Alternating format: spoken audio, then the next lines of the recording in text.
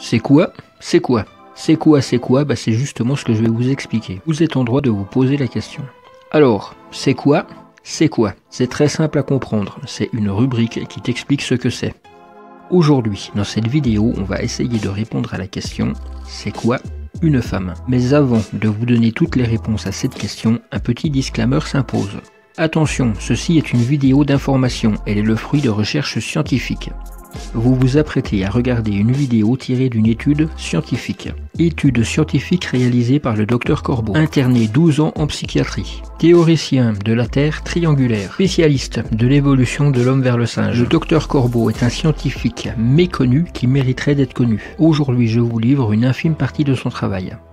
C'est quoi une femme? Vous êtes sans doute nombreux à vous poser la question. Et cette question, vous n'êtes pas les premiers à vous la poser. Le docteur Corbeau se l'est posée avant vous. Mais il n'a pas fait que se la poser. Il a apporté toutes les réponses à cette question.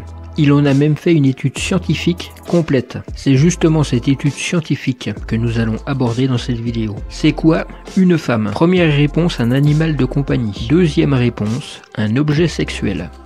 Je sais bien que les questions sorties de leur contexte peuvent paraître choquantes, mais laissons de côté nos préjugés. Respectons le travail du docteur Corbeau. Le docteur Corbeau est un scientifique reconnu, spécialiste dans l'étude des femmes, diplômé de la Macho Academy. Alors, considérer que cet homme prend des femmes pour de vulgaires morceaux de viande, c'est lui manquer de respect. De plus, le docteur Corbeau est végétarien. Il ne consomme pas de viande, uniquement du plastique. Toute son existence a été consacrée à la recherche scientifique. C'est des années de recherche et de travail qu'il nous livre dans cette étude. À la question « C'est quoi la femme ?», le docteur Corbeau t'a donné deux réponses. Analysons justement la deuxième réponse. La femme, c'est quoi? Un objet sexuel. Selon le docteur, c'est vrai et c'est faux en même temps. Vrai si la femme est jolie. Faux si la femme est laide. Et il a parfaitement raison. Entre nous, qui voudrait d'une femme laide comme objet sexuel? Personne, soyons honnêtes, sauf exceptionnellement quand l'homme est bourré. Un homme bourré ne perçoit plus le monde qui l'entoure comme il devrait le percevoir. Mais plutôt que de critiquer l'abus d'alcool, le docteur Corbeau nous explique que l'alcool est utile pour notre société. Dans un premier temps, elle permet à l'homme de s'enivrer. Cet enivrement va changer la perception de l'homme bourré. C'est parce que cette perception est complètement chamboulée que l'homme bourré est prêt à faire d'une femme laide son objet sexuel. Selon le docteur, l'alcool est une vraie bénédiction. Si il n'existait pas, un bon nombre de femmes n'auraient jamais été d'objets sexuels. À ce sujet, d'ailleurs, le docteur nous explique que l'alcool a sans doute été inventé par une femme laide de surcroît. Cette étude démontre que rien n'est dû au hasard. Les femmes moches profitent de l'alcool pour devenir des objets sexuels. L'alcool ne fait pas tout. Le hasard de la vie nous réserve quelques surprises. Pour faciliter le rapport sexuel avec une femme moche, il existe la levrette. La levrette est une position sexuelle idéale pour coucher avec une moche. La vie est ainsi faite. Toutes les femmes, belles ou moches, ont le privilège de devenir des objets sexuels. Mais le privilège ne s'arrête pas là. Dans l'étude du professeur Corbeau, on y apprend que la femme est un animal de compagnie. À ce sujet d'ailleurs, pour tous les hommes que cela intéresse, on peut en adopter une à la SPF, Société Protectrice des Femelles. Ils font d'ailleurs en cette période de confinement une offre exceptionnelle. La Société Protectrice des Femelles, pour 1 € symbolique, vous permet de repartir avec une femme. Mais ne croyez pas pour autant que cela soit un cadeau. Pour faire une comparaison, une femme, c'est comme une voiture de collection. Cela coûte très cher à entretenir. Malgré cela, il en existe pour toutes les bourses. Grosse ou petite, vous en trouverez une à votre taille.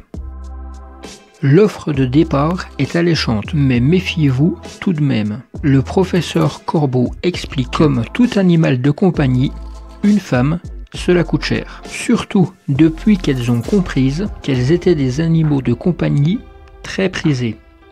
Ce n'est pas la peine de vous offusquer. Les propos que je tiens maintenant sont scientifiques. Ils ont été validés par le professeur Corbeau. Petit récapitulatif, histoire que vous compreniez correctement. Pour entretenir une femme correctement, il faut beaucoup de patience, beaucoup d'argent, énormément d'argent.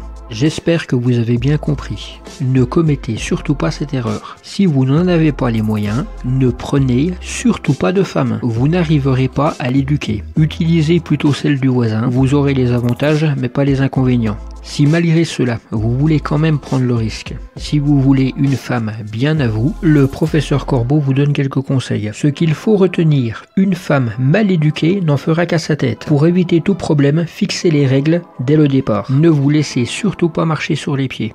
Faites-lui comprendre que dans votre foyer, ce n'est pas l'animal de compagnie qui commande. Mais quoi qu'il en soit, de toute manière, il faudra que vous mettiez la main à votre portefeuille. Méfiez-vous, attention, danger. Si l'état de vos finances ne vous permet pas d'éduquer votre femme correctement, elle n'en fera qu'à sa tête. Vous ne serez plus maître chez vous, elle portera la culotte.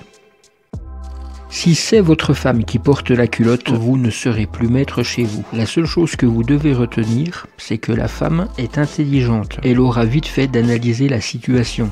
Son comportement sera totalement différent que vous soyez riche ou pauvre. La femme d'un pauvre se rebellera très facilement, alors que la femme d'un riche sera beaucoup plus enclin à accepter vos moindres demandes. Si malheureusement pour vous, vous n'êtes pas riche, n'ayez pas peur de la flatter. Flattez-la quand elle fait la vaisselle, histoire de lui faire comprendre que c'est très bien de faire cela.